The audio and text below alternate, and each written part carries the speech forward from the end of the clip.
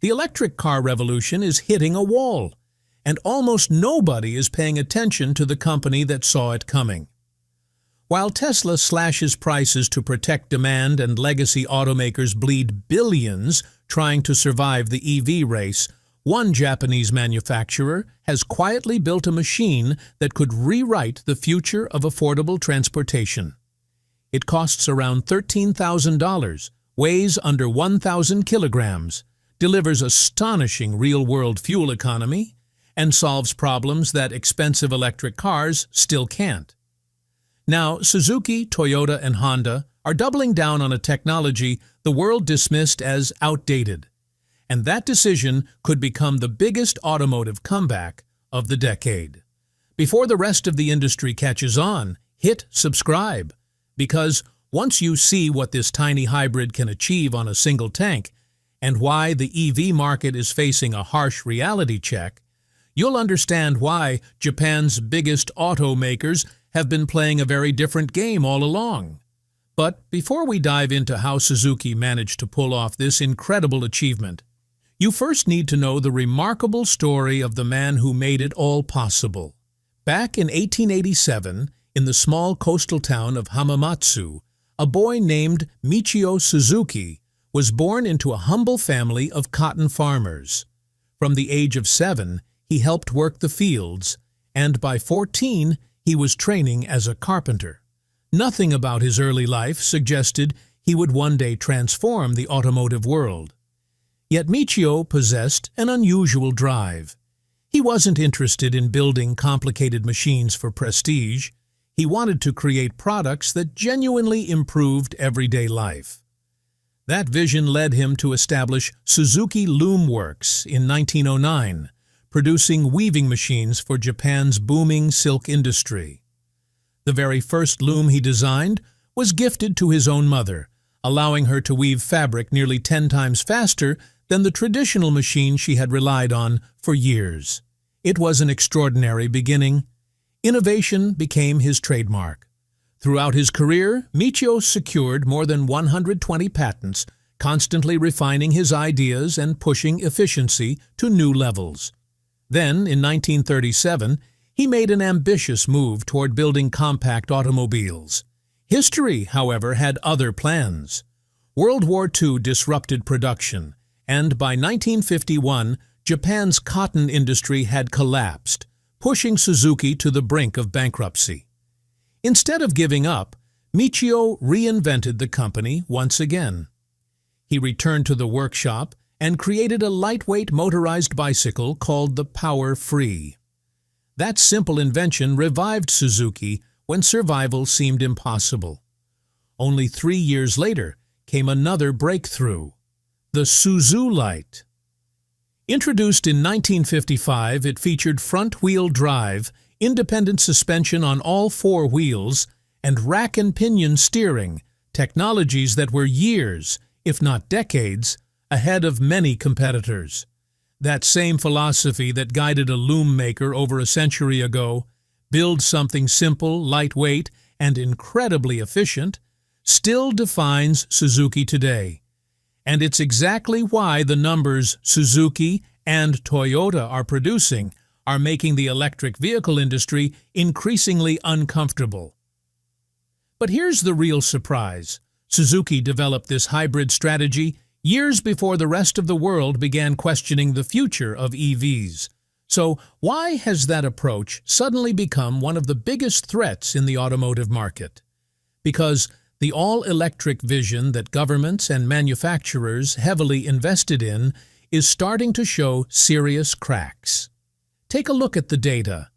Across 2025, electric vehicle sales in the United States declined by 4%. Then, after the $7,500 federal tax incentive expired in September, demand didn't simply cool off, it collapsed. January 2026 alone recorded a 20% drop in EV sales, while market share fell from 12% just a few months earlier to only 6% by January, cutting demand in half within 4 months. The financial impact has been just as dramatic. Nearly $20 billion worth of announced EV manufacturing projects were canceled almost overnight. Then, there's the issue of resale value. Electric vehicles are losing value at almost double the pace of comparable gasoline-powered cars, with used EV prices dropping between 20% and 30% from previous highs. The biggest concern? Battery replacement costs. For many owners, installing a new battery can cost more than the vehicle itself is worth, making buyers hesitant and leaving used EVs sitting on dealership lots. Some manufacturers, including Tesla, have even introduced 0% financing offers to help clear inventory. And despite years of technological progress, range anxiety hasn't disappeared. While the average new electric vehicle may be rated for around 283 miles, actual highway driving often delivers 10 to 15% less, with cold weather reducing that figure even further. There's another reality that rarely gets discussed. More than 750 million people around the world still lack dependable access to electricity. As Akio Toyoda has pointed out, when over 1 billion people live without reliable power, expecting everyone to adopt expensive electric vehicles is not a practical solution. So while much of the industry focused on developing larger batteries and increasingly complex EV platforms, Suzuki quietly continued refining a formula it has spent decades perfecting: small, lightweight, affordable, and exceptionally efficient. And when you hear the expected price, it becomes even more impressive, because what's unfolding in Japan today could reshape the global automotive market. Let's talk about the numbers.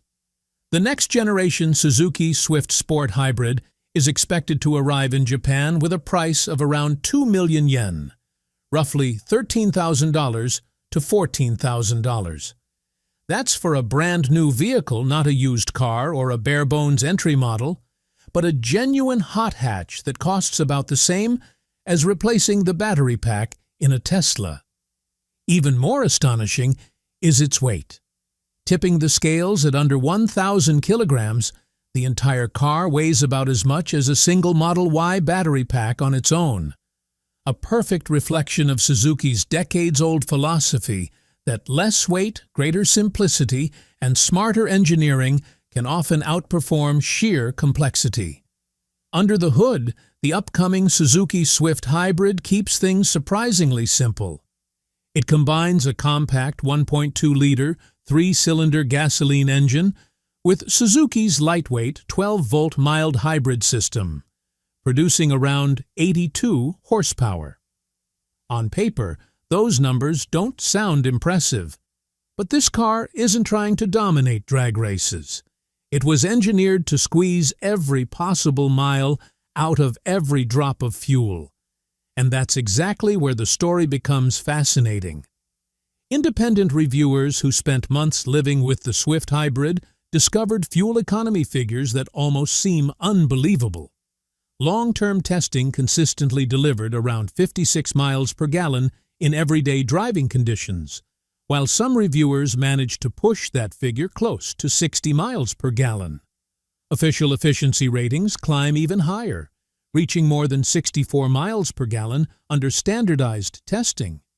With a modest 37-liter fuel tank, the Swift can travel nearly 380 miles before stopping to refuel.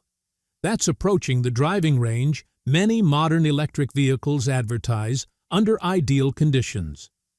Now, think about what that means. You get remarkable efficiency in a vehicle costing only a fraction of many EVs. There's no need to search for charging stations, no waiting 30 or 40 minutes beside a highway charger, and no concern about battery degradation reducing performance over time. You simply fill the tank in a few minutes and keep driving. That simplicity is becoming increasingly valuable. For years, Toyota chairman Akio Toyoda argued that internal combustion engines, especially when combined with hybrid technology, would continue playing an important role in the future of transportation. At the time, many critics dismissed those comments. Today, the market appears to be telling a different story. Toyota's hybrid sales surged dramatically, recording impressive growth while demand for electrified vehicles continued expanding across multiple markets. In the United States, hybrid and electrified models account for nearly half of Toyota's total sales, with hybrids representing one of the fastest-growing segments. And Toyota isn't standing alone. Across Japan, manufacturers are quietly doubling down on hybrid technology instead of placing every bet on fully electric vehicles. Honda recently shifted its strategy by introducing hybrid-only versions of key models in its domestic market, eliminating certain gasoline-only variants altogether. The iconic Prelude has returned with a modern hybrid powertrain producing around 200 horsepower, blending performance with efficiency.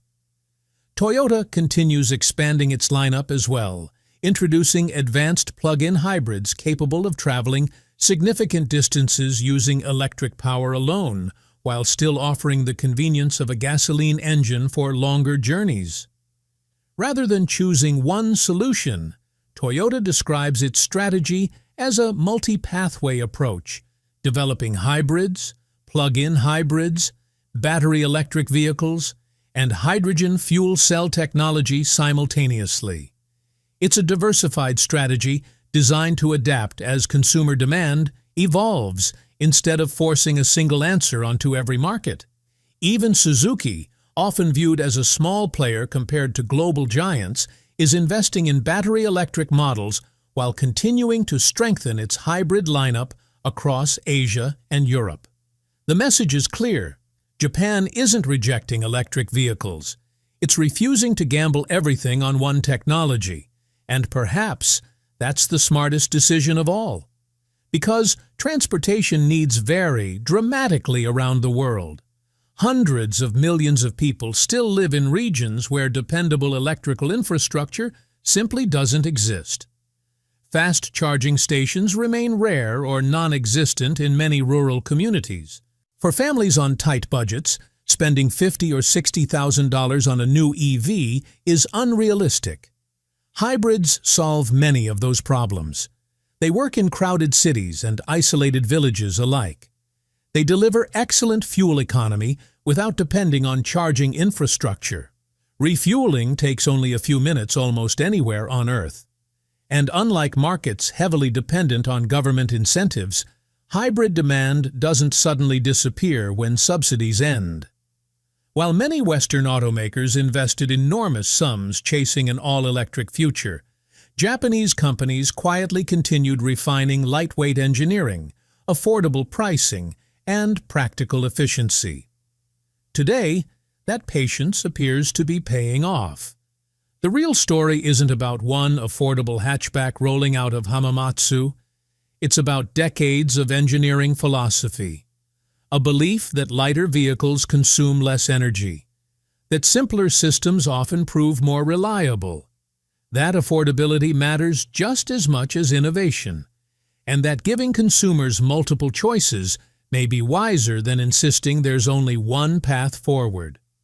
For years, those ideas seemed old-fashioned.